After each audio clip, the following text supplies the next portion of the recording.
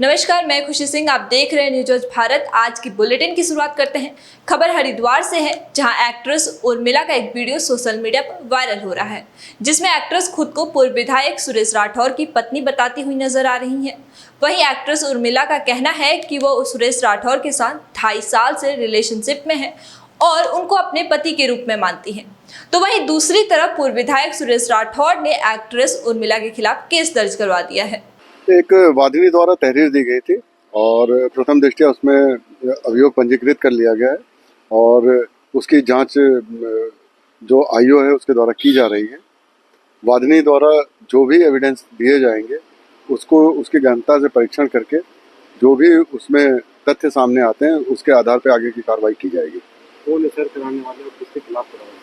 देखिए, वादिनी का नाम अभी इसमें डिस्क्लोज नहीं किया जाएगा, लेकिन वादिनी द्वारा जो भी तहरीर दी गई है, जो भी एलिगेशंस लगाए गए हैं उसकी गहनता से परीक्षण किया जाएगा और जो वादिनी एविडेंस देगी उसकी जांच की जाएगी और जांच के उपरांत जो भी तथ्य प्रकाश में आएंगे उसके आधार पर अग्रिम कार्रवाई की जाएगी। सर, कुछ ब्लैकमेलिंग का मामला बताया जा रहा है, 16 लाख रुपए पूर्व विधायक सुरेश राठौर। दोनों पक्ष अपने अपने जो भी एविडेंस देंगे उसका परीक्षण किया जाएगा, क्योंकि इन्वेस्टिगेशन के दौरान दोनों लोग स्वतंत्र हैं कि अपने अपने पक्ष को रखें और दोनों पक्षों का गहनता से परीक्षण किया जाएगा और जो भी तथ्य सही होगा और जो सामने आएगा उसके आधार पर कार्रवाई की जाएगी। खबर हरिद्वार से है, जहां तिरुपति बालाजी मंदिर के प्रसाद में एनुअल फैट मिलने की वजह से संतों में आक्रोश देखने को मिला है। वहीं स्वामी सोमेश्वरानंद महाराज का कहना है कि प्रसाद में जिस घी का इस्तेमाल किया गया है उस घी में जानवर की चर्बी मिलने की पुष्टि हुई है। इससे हिंदू समाज की आस्था के साथ खिलवाड़ किया गया है। साथ ही साथ उन्होंने ये भी कहा कि इससे जुड़े हर व्यक्ति को सजा मिलनी चाहिए। ये बहुत दुखद और घिनौना अपराध है। करोड़ों की संख्या में सनातनी जो है तिरुपति बालाजी से जुड़े। विश्व विख्यात तिरुपति बालाजी का मंदिर अनादि भगवान विष्णु का वो स्थान है और भगवान विष्णु ने तो स्पष्ट अपने शब्दों में कहा कि किसी भी प्राणी का वध भी अनुचित है और वो प्राणियों जो है पशुओं आदि की चर्बी का जो है प्रसाद में प्रयोग जो है आया है वो सनातन संस्कृति को बहुत बड़ा धक्का है। ये कोई बहुत बड़ी रणनीति सोची समझी साजिश लगती है। सरकार को तुरंत उन फैक्ट्रियों को बंद करना चाहिए, दुकानदारों का दोष नहीं, फैक्ट्रियों को बंद करना चाहिए, फिर उसके बाद में ऐसा काम करने वालों पर सख्त से सख्त कार्रवाई करनी चाहिए। सनातन के इस पीड़ा को सहन करने लायक नहीं है। क्यों किया ऐसा, क्या आवश्यकता थी? और सरकार को जितने भी अधिग्रहण मंदिर हैं उन सबको तुरंत जो है ब्राह्मणों साधु सन्यासियों को सौंप देना चाहिए कि वो अपने तरीके से प्रसाद मिश्री आदि का बांटे। खबर किच्छा से है, जहां पर नशे का व्यापार खुलेआम चल रहा है।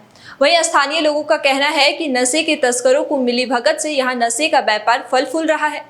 बाजार में आसानी से नशे का इंजेक्शन मिल जाते हैं, जिसके चलते हालात यह है कि स्थानीय लोगों के साथ चोरी जैसे अन्य आपराधिक घटनाएं आए दिन होती रहती हैं।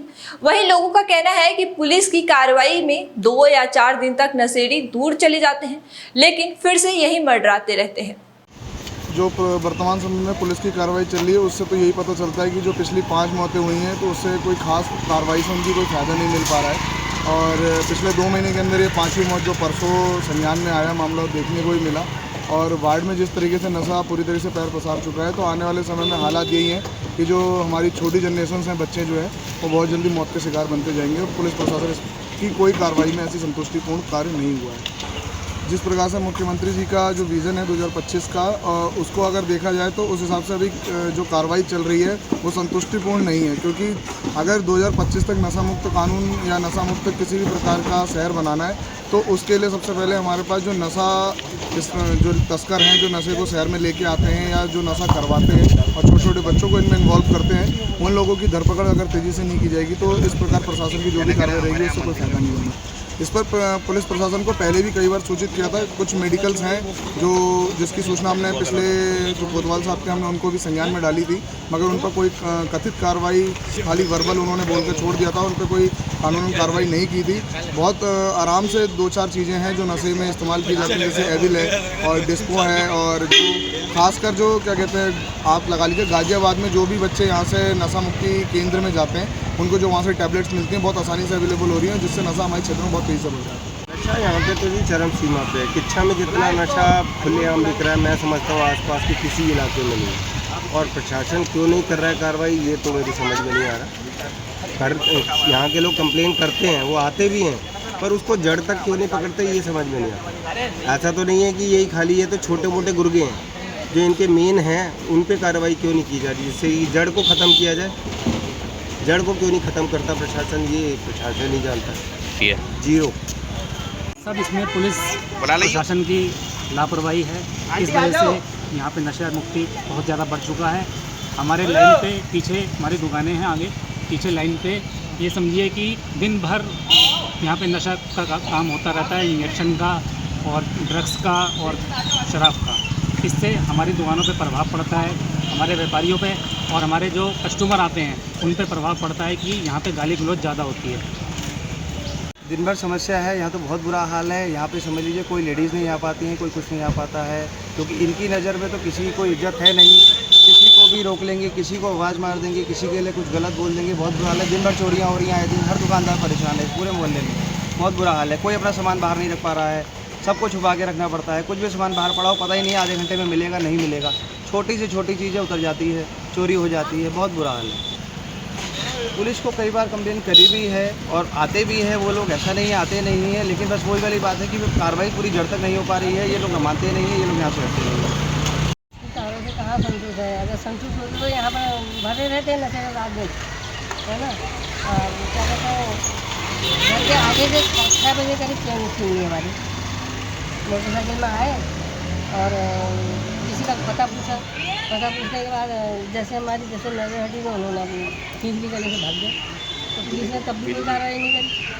पता नहीं पुलिस ने तो जाते हैं तो कोई वहाँ वही नहीं है। भारतीय जनता पार्टी की सरकार नशे के मामले में जीरो टॉलरेंस का रखती है सभी लोगों का। और मैं यहाँ के किच्छा के पुलिस प्रशासन से कहूँगा कि आम लोगों से मित्र पुलिस का व्यवहार करें, लेकिन ये नशे के जो कारोबारी हैं उनसे बिल्कुल सख्ती से शत्रुता वाला व्यवहार करना पड़ेगा, क्योंकि नशे की वजह से आम युवा बहुत प्रभावित हो रहा है और लोगों के घरों की जिंदगियां खराब हो रही हैं। तो इसमें त्वरित कार्रवाई करनी चाहिए और नशे पे विशेषकर किच्छा पुलिस को ध्यान देना चाहिए। देखिए, बहुत गंभीर मामला है कि अगर वहाँ 2-3 युवाओं की मौत हुई है तो किच्छा पुलिस को बहुत गंभीरता से काम करने की आवश्यकता है और इन नशेड़ियों को जेल भेजे। वहाँ के लोगों को भी कोऑपरेट करना चाहिए, थोड़ा सा कोऑपरेशन करें। और पुलिस के जो नशे में जो पुलिस किसी को पकड़ के लाती है तो क्या करते हैं, उसमें गवाह नहीं मिलता है और मजिस्ट्रेट के बयान होते नहीं हैं और पुलिस क्या करती है, खाना पूर्ति कर देती है। इस मामले में गंभीरता से लेते हुए उन लोगों को पब्लिकली किसी की गवाही या किसी चीज़ की तैयार करना चाहिए और उनको जेल भेजना चाहिए, ताकि उनको अधिक से अधिक सज़ा दिलाने का प्रावधान हो। और बहुत ज़्यादा गंभीरता से अगर 2-3 युवा अगर इस नशे के उससे को भाजन का शिकार हुआ है तो बहुत गंभीर मामला है। इस खबर में इतना ही। आए खबरों के लिए देखते रहिए न्यूज़ वॉच भारत। शुक्रिया।